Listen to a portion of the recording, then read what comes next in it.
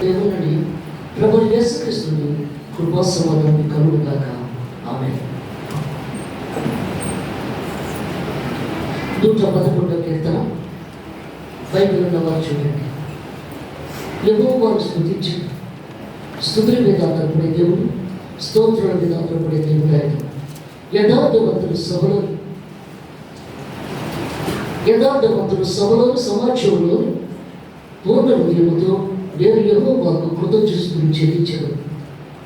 ఎందుకంటే యథార్థవంతుల సభలో మనం యథార్థంగా జీవిస్తున్నాం.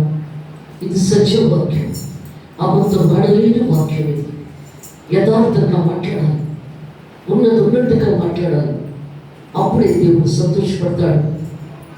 ఏమొచ్చినట్టుగా యథార్థవంతుల సభలో సమాజంలోని, ఇది ఒక సమాజం. ప్రపంచం సృష్టి అంతా కూడా ఒక సమాజం, దేవుడు ఏర్పాటు చేసిన సమాజం. ఆ సమాజంలోని మనం ఎలా బ్రతుకుతున్నాం, ఎలా జీవిస్తున్నాం ప్రార్థన చేసుకుంటాం. పరిశుద్ధం అంత పరిశుభ్రపట్టాలయ్యా. దేవానికి స్తోత్రం అయినా, దేవానికి స్తోత్రం తండ్రి. మాట్లాడుచున్నది మీరే కానీ నేను కాదు. నీలో చెప్పచ్చు ప్రతి ఒక్కరి జ్ఞానం నీకు అంగీకారంలో నీలో చేయాలి. ప్రతి బిడ్డతో నువ్వే మాట్లాడాలి.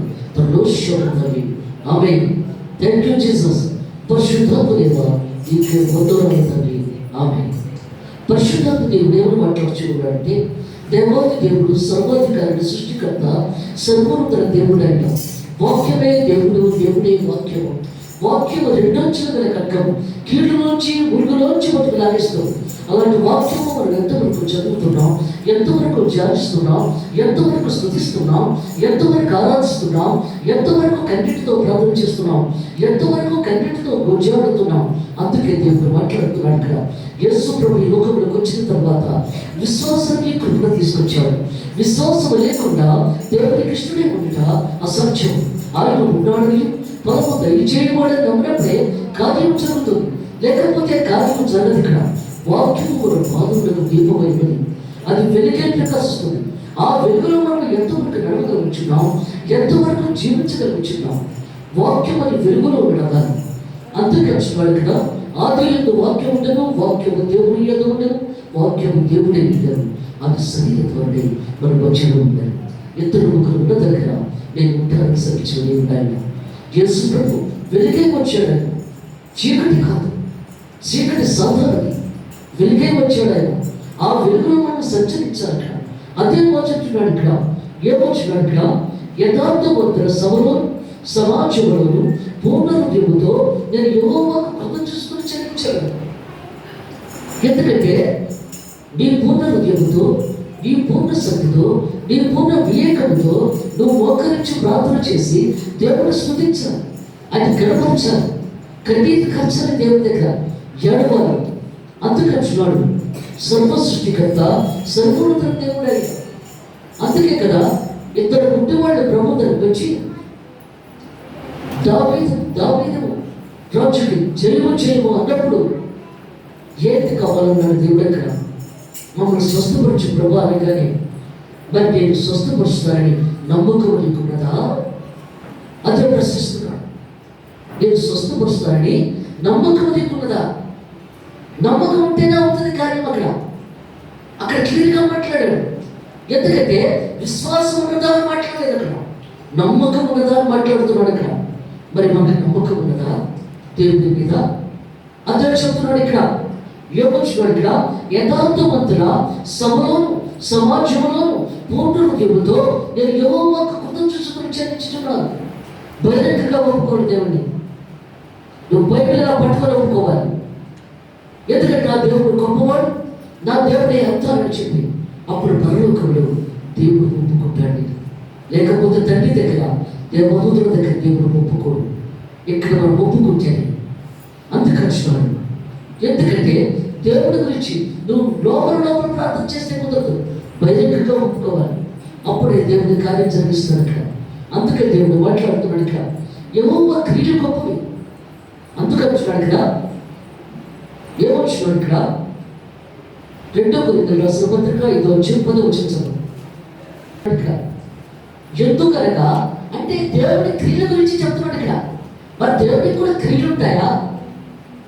అందుకే చెప్తున్నాడు మనిషికి క్రియలు ఉంటాయి. ఎందుకంటే వాళ్ళ నడవడిక, వాళ్ళ ప్రవర్తన అంతా జడ్జ్మెంట్.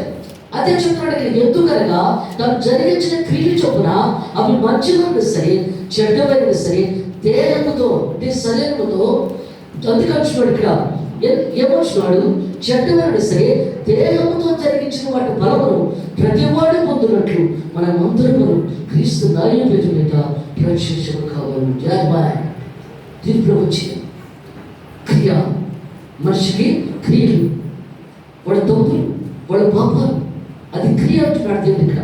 కానీ ఇక్కడ కీర్తన గ్రంథకర్త ఏమంటున్నాడు ఇక్కడ, దావీదు గారు ఏమని రాస్తారు ఇక్కడ, అందరికీ అంటున్నాడు ఇక్కడ ఏమంటున్నాడు, సర్వ సృష్టికర్త యెహోవా క్రియలు గొప్పవి, యెహోవా క్రియలు గొప్పవి.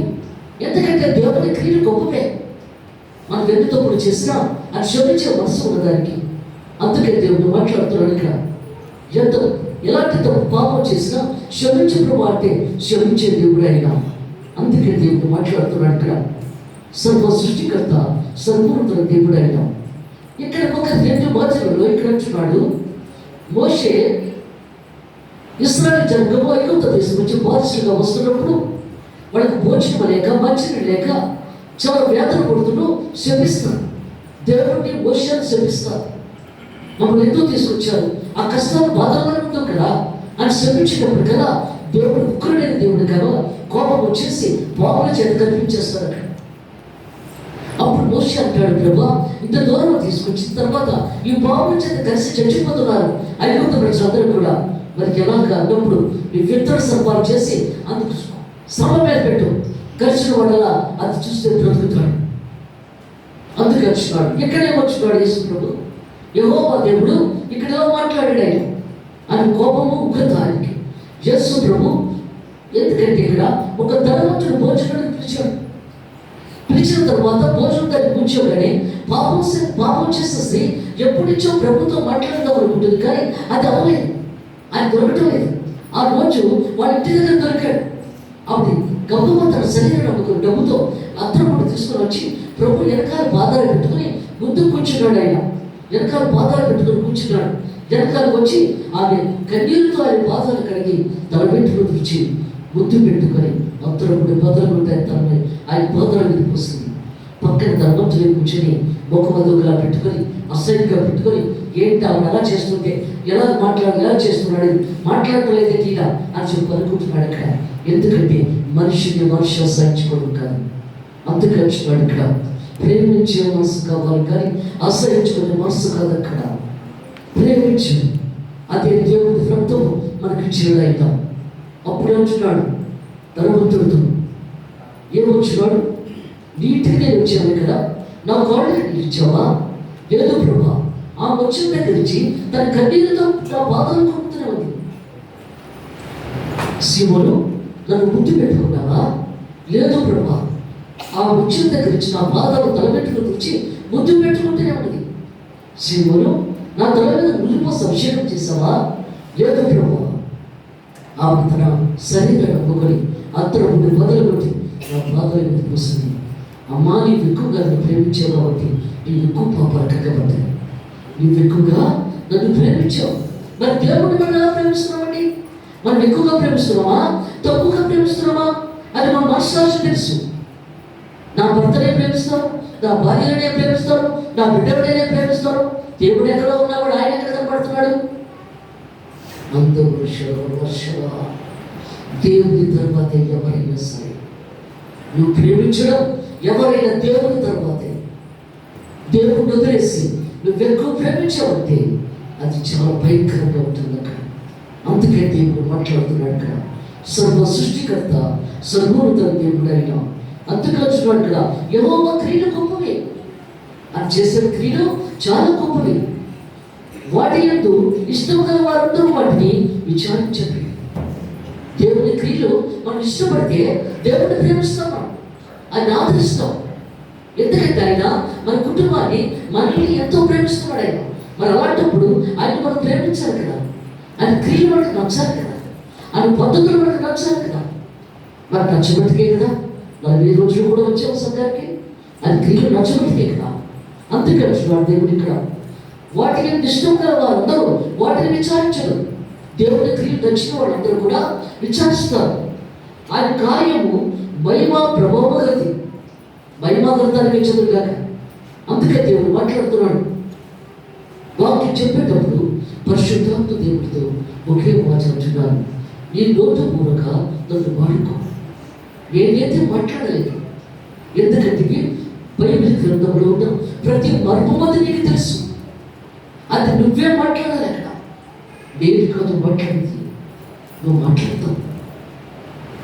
అందుకే దేవుడు మాట్లాడుతున్నాడు ఇక్కడ, ఎందుకంటే పరిశుద్ధాత్మ దేవుడే మాట్లాడతాడు. అందుకే దేవుడు మాట్లాడుతున్నాడు ఇక్కడ. ఆయన కార్యములు మహిమ ప్రభావం కలిగి ఆయన నీతి నిత్యము నిలకడ కాదు. ఎందుకంటే నీతి కావాలి దేవుడికి, నిజాయితీ కావాలి, మంచితనం కావాలి. అందుకంటున్నాడు మనం ఎంతవరకు ఎలా ఉన్నాం? నీతిగా ఉన్నామా, నిజాయితీగా ఉన్నామా, మంచితనంగా ఉన్నామా?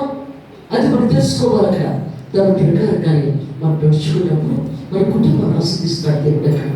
అందుకంటున్నాడు, నేనే మార్గము సత్యము జీవం, నా ద్వారా తప్ప ఎవరు పరలోక రాజ్యంలో ప్రవేశించలేదు. యేసు ప్రభు ద్వారానే వెళ్ళాలి. నువ్వు పరలోక రాజ్యం వెళ్ళాలంటే యేసు ప్రభు ద్వారానే వెళ్ళాలి. అందుకంటున్నాడు, నేనే మార్గం, నా మార్గం నడవాలంటే నీతిగా నడవాలి, నా మార్గం నా నిజాయితీగా. అందుకంటున్నాడు, నమ్మకంతో దేవుడు సత్యముతో మనం నడిచినప్పుడు దేవుని మార్గంలో నడవడానికి అవకాశం ఉంటుంది. అందుకంటున్నాడు, ఆయన తన ఆశ్చర్యకార్యములకు జ్ఞాపకార్థ సూచనగా నియమించి ఉన్నాడు. ఆయన తన ఆశ్చర్యకార్యములకు దేవుడు చేసిన అద్భుత కార్యాలు మెరికల్స్. అందుకే దేవుడు మాట్లాడుతున్నాడు ఇక్కడ, జీవాధిపతిన దేవుడు, సర్వోధికారి, సృష్టికర్త, సర్వోన్నత దేవుడు ఆయన. అదే చెప్తున్నాడు ఇక్కడ, ఆయన తన ఆశ్చర్యకార్యములకు జ్ఞాపకార్థ సూచనగా నియమించి ఉన్నాడు. దేవుడు చేసిన ఆశ్చర్యకార్యాలు గొప్పవి, అద్భుత కార్యాలు గొప్పవి. లాజరు అందుకే వచ్చినాడు. మాట్లాడుతుంది కదా, ప్రభా 4 రోజులు అయిపోయింది చచ్చిపోయి, 1 రోజు 2 రోజులు కాదు, 4 రోజులు అయిపోయింది, మరి నువ్వు ఎలా చెప్తావు? అందుకే దేవుడు మాట్లాడుతున్నాడు ఇక్కడ, మార్తా నా మీద నమ్మకం వచ్చి నీకు నీ తమ్ముడు బ్రతికంటాడు. దేవుని మాటలు జీవము ఉంటారు. ఎందుకంటే ఆ సమాధి దగ్గర చాలా మంది వచ్చేసారు. 4 రోజులు సమాధిలో ఉన్నాడు, లేపుతున్నాడు ఈ బాధకుడు, ఈ భాష గారు ఎలా లేపుతాడో చూద్దామని చెప్పి. అప్పుడు దేవుడి కన్నులు పైకెత్తి ప్రార్థన చేస్తున్నాడు, తండ్రి నీవు నా మనగినందుకు నీ కృత చూసుకుని చెల్లిస్తున్నాను. లాజరు బయటరా లాజరు కొట్టిపోయినాడు. లాజరు బయటకు వచ్చేసాడు. ఎందుకంటే అద్భుత కార్యం చేసే దేవుడు, మెరికలు చేసే దేవుడు.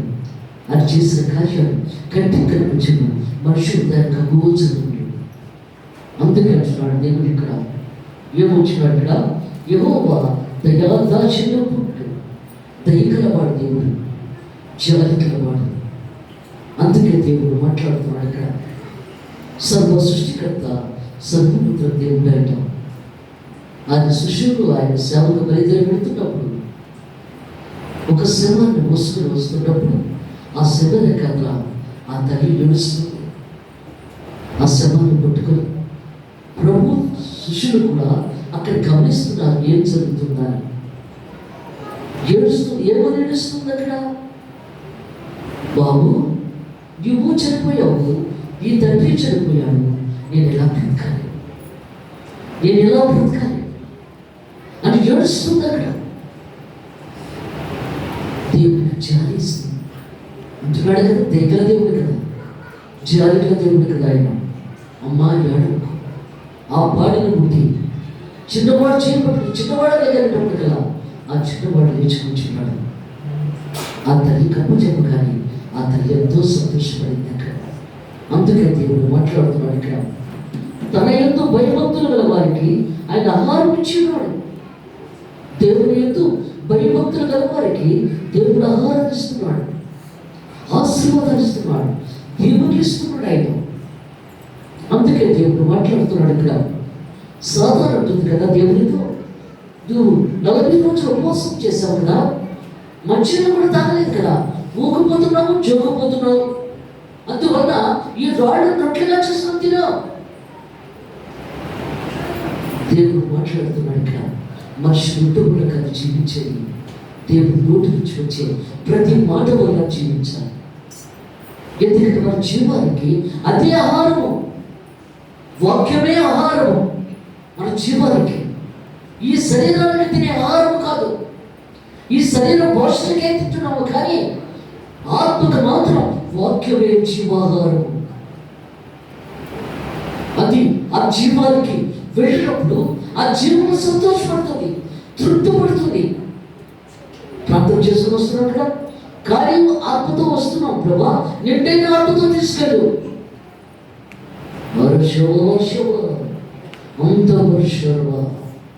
అందుకే దేవుడు మాట్లాడుతున్నాడు అక్కడ. జీవాహారం, జీవజలభూజ, వాక్యమే జీవజలభూత. బ్రెయిన్ నుంచి బాడీకి వెళ్ళిపోవాలి.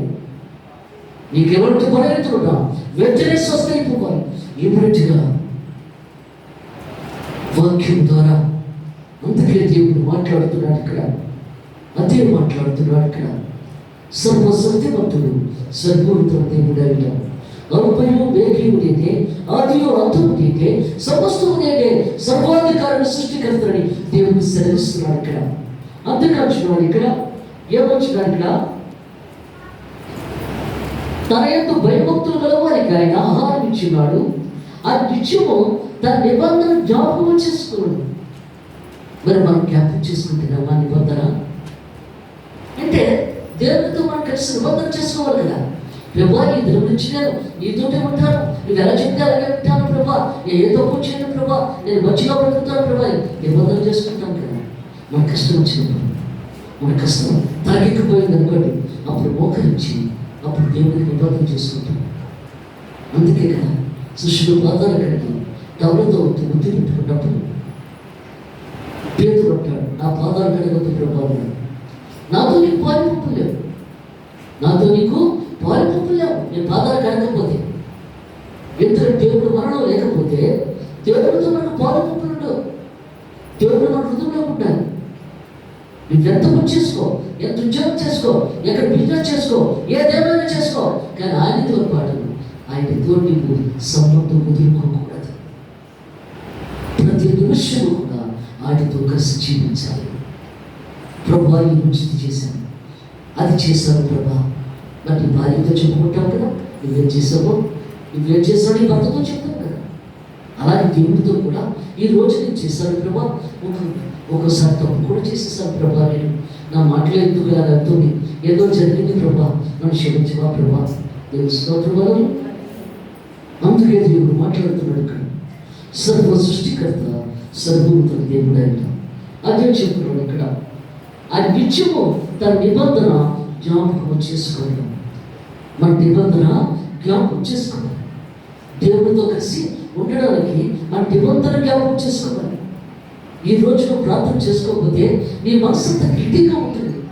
ఈ ఆదివారం చర్చకు రాలేదనుకో అదో రకంగా అయిపోతుంది.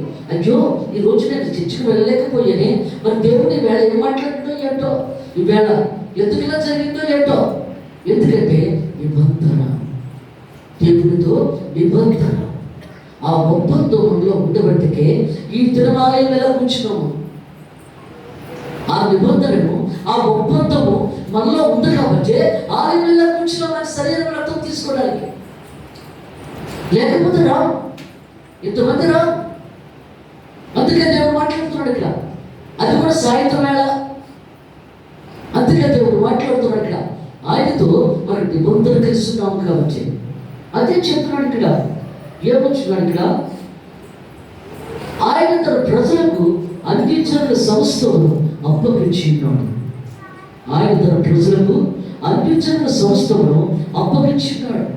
ఫిలిప్పీయుల రాసిన పత్రిక 2:9-11 అందుచేతను పరలోకమందు ఉన్న వారిలో కానీ, భూమి మీద ఉన్న వారిలో కానీ, భూమి కింద ఉన్న వారిలో కానీ ప్రతి వారు మోకాలు యేసు నామమున మోకనట్లను, ప్రతి వారు నాలుకలు తండ్రి అయిన దేవుని మహిమార్థమై యేసుక్రీస్తు ప్రభుని ఒప్పుకున్నట్లను, యేసుక్రీస్తు ప్రభుని ఒప్పుకోవాలి ప్రతి ఒక్కరిని కూడా ఒప్పుకున్నట్లను దేవుడు ఆయన అధికంగా హెచ్చించి ప్రతి నామములకు పైనామము ఆయన అనుగ్రహించాడు.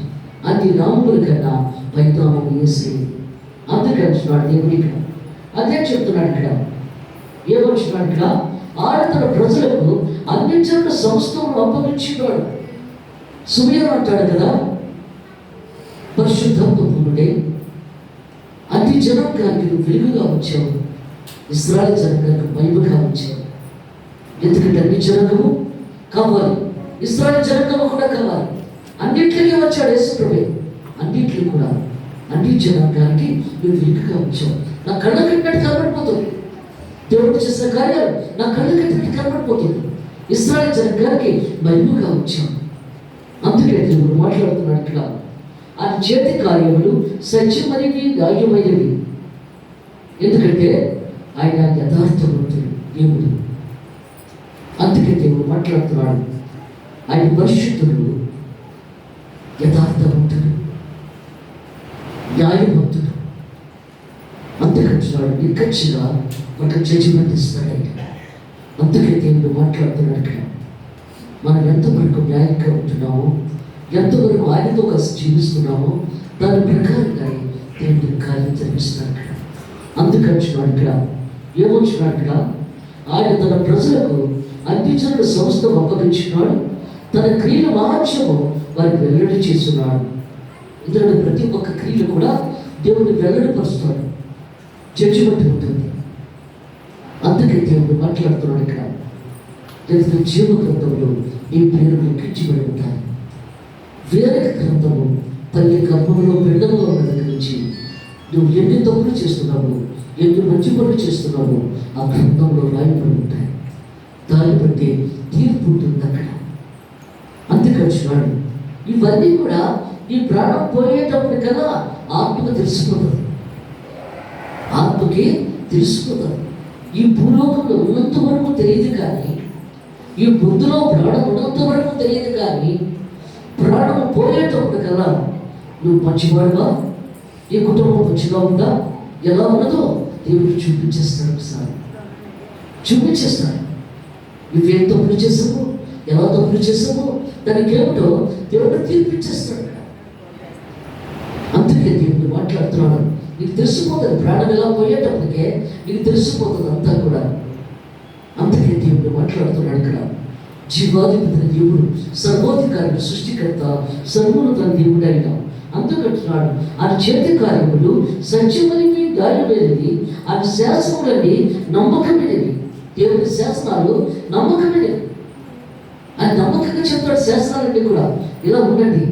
ఎందుకంటే పాత నిబంధన గ్రంథంలో యెహోవా దేవుడు ఇశ్రాయేలు జనాంగానికి తీసుకొచ్చిన తర్వాత అప్పుడు ఆయన పదార్చుడు తన చేతులతో రాస్తాడు, అగ్నితో రాస్తాడు.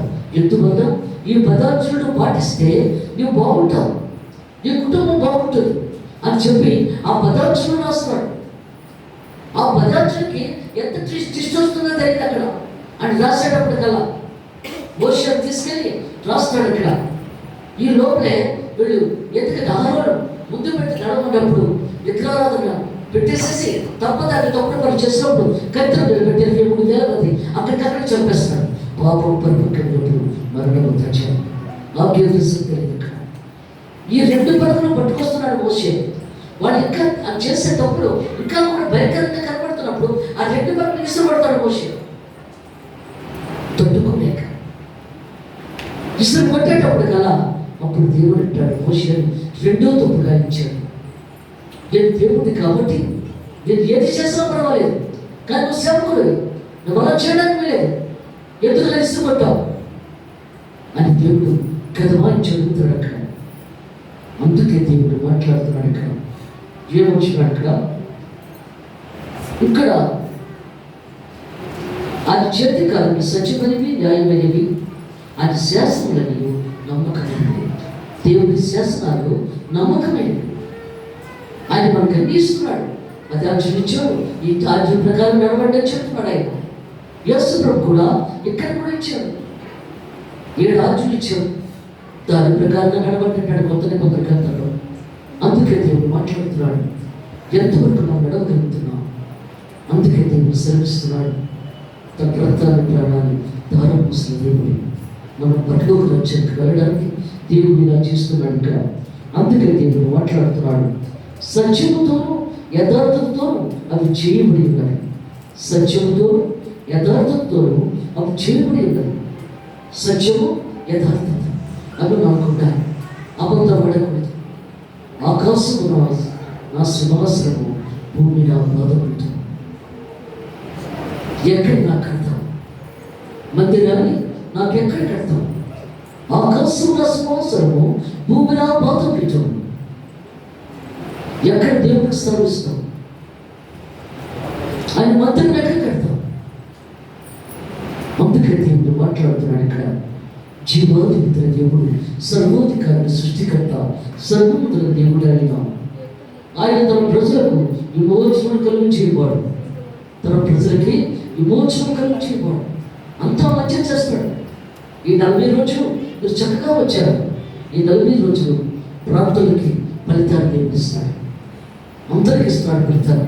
ఏ సమస్యలు వచ్చారో, ఏ ప్రాబ్లమ్స్తో వచ్చారో అవన్నీ దేవుడిని చూస్తున్నాడు. మంచిగా ఇస్తాడు. తన నిబంధన నిత్యముగా ఉండు నిర్ణయించాడు. తన నిబంధన నిత్యముగా ఉండు నిర్ణయించేవాడు. ఆయన నామము పరిశుద్ధమైనది, పూజింపబడింది. ఎందుకంటే పరిశుద్ధుడు. ఏ బాబుడు పరిశుద్ధుడు? 33.5 సంవత్సరాల వయసు గల వాడి పరిశుద్ధుడిగా జీవించాడు. అందుకే అంటున్నాడు ఇక్కడ, పాపాన్ని విడిచిపెట్టమని ప్రతి ఒక్కరి కోసం తన ప్రాణాన్ని రక్తాన్ని ధారపోసాడు. తన తండ్రికి ఒక రాజ్యం ఇచ్చాడు. అందుకే అంటున్నాడు దేవుడు ఇక్కడ. అదే చెప్తున్నాడు, యెహోవా యందు భయము జ్ఞానమునకు మూలము. ఆయన శాసనములను అనుసరించే వారందరూ మంచి వివేకము గల వారు ఆయన నిత్యము స్తోత్రము కలుగుచున్నారు. ఎందుకంటే ఇప్పటివరకు పెద్దల గురించి మాట్లాడాను, ఇప్పుడు పిల్లల గురించి కూడా మాట్లాడుతున్నాను. ఇక్కడ దేవుడు మాట్లాడుతున్నాడు. ఇక్కడ యేసు ప్రభువు తన తల్లిని ఎంతో బాగా చూసుకున్నాడు. ఆయన తండ్రి చనిపోయిన తర్వాత మరి తమ్ముళ్ళు చిన్నవాళ్ళు, అందువల్ల వాళ్ళు పోషించాలి యేసు ప్రభువు. అప్పుడు ఒంటరికి మరి చేయడం మొదలుపెట్టాడు. నేను దేవుడిని కదా అని మంత్రం వేసేస్తే ఏది కూడా రాదు. తన తండ్రి ఒంటరికి పని చేసేవాడు. ఆ ఒంటరికి పనే చేసేవాడు యేసు ప్రభువు. నోట మంచం చేసి తల్లికి ఇచ్చాడు. అప్పుడు తల్లి ఉంటుంది, లేదు బాబు నువ్వు చేసుకున్నావు కదా, అది అమ్మేసుకోని చెప్పింది. లేదమ్మా, నీ తర్వాత నువ్వు మంచం మీద పడుకో, ఇంకా చేస్తాను కదా నేను అని చెప్పాను.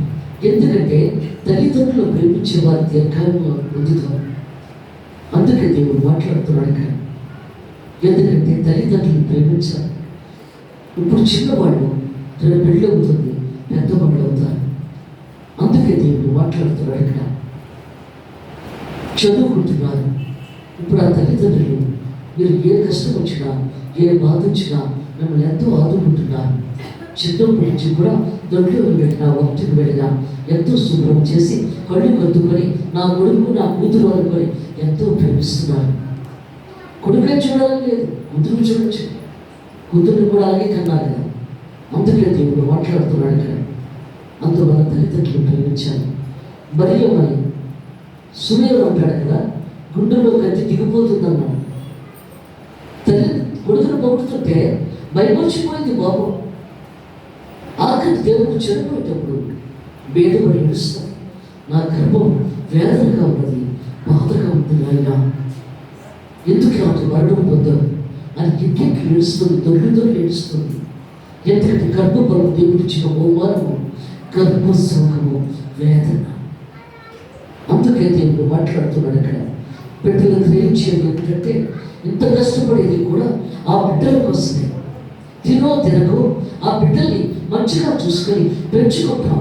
పెద్ద డాక్టర్ అవ్వాలి, ఇంజనీర్ అవ్వాలి, మంచి బాగుండాలి అని చెప్పి ఆ తల్లిదండ్రులు ఎంతో చాలా చూస్తారు. అలాంటిది చీపురు కూడా తీసి పారేస్తామే, కరియా బాగలేదా? ఆ తల్లిని తండ్రిని కూడా ఎందుకు పనికిరాలని తీసి పారేస్తామే. అందుకే దేవుడు మాట్లాడుతున్నాడు ఇక్కడ. ఎందుకంటే మనకు దీర్ఘాయం కావాలి, దేవుని ఆశీర్వాదం కావాలి మనకి. అందుకు తల్లిదండ్రులు చూడాలి. రేపు నేను పెళ్ళైన తర్వాత కూడా భార్య ఏది చెప్పినా నువ్వు నచ్చ చేయకపోవని తల్లిదండ్రులు చూడాలి. అందరూ ఒకలా ఉండరు కదా, అందరూ నచ్చ చెప్పుకోవాలి. నా తల్లి ఇక్కడే ఉంటుంది, నా దగ్గరే. నువ్వు చూడవలసిన బాధ్యత ఉంది, నువ్వు చూడాలి అంతే. నాకు ఎక్కువ ప్రశ్నలు ఎక్కువ, నువ్వు ఎక్కువ చేయకు అని మనం చెప్పినప్పుడు అప్పుడు సరిగ్గా సెటరేట్ అయిపోతుంది. ఇంత వర్షవా ఇలా వర్షవా. అందుకే దేవుడు మాట్లాడుతున్నాడు ఇక్కడ. జీవాధిపతి దేవుడు, సర్వోధికారి, సృష్టికర్త, సర్వోన్నత దేవుడు ఆయన. అందువల్ల ప్రేమించే మనసు కావాలి. నా పిల్లలు చేయనుకోండి, నా పిల్లలు మంచివారు, యూత్ పిల్లలు అందరూ కూడా చాలా మంచివారు, తల్లిదండ్రులు చాలా బాగా చూసుకుంటారు, చాలా ప్రేమగా చూసుకుంటారు. అందువల్ల మామూలుగా చెప్తున్నాను అంతే, వాళ్ళు అర్థమవుతుందనే ఉద్దేశంతో నేను చెప్తున్నాను. అది అర్థం చేసుకోవాలి. పత్రిక చదవండి, 15వ వచనం చూడండి. బుద్ధిమంతులతో మాట్లాడినట్లు మీతో మాట్లాడుచున్నాను. బుద్ధిమంతులు మీరందరూ బుద్ధిమంతులతో మాట్లాడినట్టు దేవుడు మాట్లాడుతున్నాడు ఇక్కడ. నేను చెప్పిన సంగతిని మీరు ఆలోచించాలి. అంతేకాచున్నాడు దేవుడు ఏం చెబుతున్నాడో అది మనం ఆలోచించాలి. మనం దీపించే ఆస్తులు చెప్పు పాత్రలోనిది త్రాగుట క్రీస్తు రక్తములో పాలుంచుకుంటే, ఎందుకంటే దేవుడి పాత్రలో మనం పుచ్చుకుంటున్నాం. అందుకే దేవుడు మాట్లాడుతున్నాడు ఇక్కడ. అది రక్తము మనం పుచ్చుకుంటున్నాం, అది శరీరం మనం తింటున్నాం. అందుకే దేవుడు మాట్లాడుతున్నాడు ఇక్కడ. ఈ బ్రెడ్ నీ నోట్లోకి వెళ్ళి గొంతుకు దిగుతున్నప్పటికీ ఈ శరీరం అయిపోతుంది, దేవుడి శరీరం. ఇది ద్రాక్షరసము కాదు, దేవుడి రక్తము. అందుకే దేవుడు మాట్లాడుతున్నాడు. ఆ రక్తము పవిత్రంగా పుచ్చుకోవాలి, దేవుడు స్తుతించాలి, ఆయన కనపరచాలి. 2-3 రోజుల నుంచి కూడా ప్రభా రేపు శుక్రవారం నాడు, రేపు రవివారం నాడు ఈ శరీరం రక్తం పుచ్చుకుంటున్నాను, అందువల్ల నన్ను పవిత్రపరచు, పరిశుద్ధపరచు. ఏదో తప్పుగా ఆలోచించానేమో, ఏదో తప్పుగా మాట్లాడనేమో అది గమనించాలని చెప్తున్నాడు దేవుడు ఇక్కడ. అందుకే దేవుడు మాట్లాడుతున్నాడు ఇక్కడ. ఏమొచ్చినట్టుగా మనం దీవించి ఆస్తులు చెప్పు పాత్రలోని త్రాగుట క్రీస్తు రక్తములో పాలుపుంచుకుంటే కదా. మనం విరిచి రొట్టె తింటా క్రీస్తు శరీరంలో పాలుపుంచుకుంటే కదా. రొట్టె తింటామంటే దేవుడి శరీరము మనం తింటున్నట్లేక మనం అందరం ఆ ఒకటే రొట్టెలో పాలుపుంచుకొచ్చున్నాం. ఆ రొట్టె దేవుడి శరీరము, ఆ రొట్టె మనందరం ఒకటే తీసుకుంటున్నాం. మనందరం ఒకటే, మనందరి శరీరం ఒకటే, ప్రాణం ఒకటే. ఎందుకంటే దేవుడి శరీరంలో రక్తం తీసుకుంటాం కాబట్టి ఆయనలో మనము ఆయన అవయవంలో ఉన్నాం మనం. అందుకంటున్నాడు, ఎందుకంటే దేవుని ఆలయము ఆయన అవయవంలో ఉన్నాం మనం. ఈ మందిరము ఆయన శరీరం, ఆ శరీరానికి అవయవమే ఉన్నాం మనం.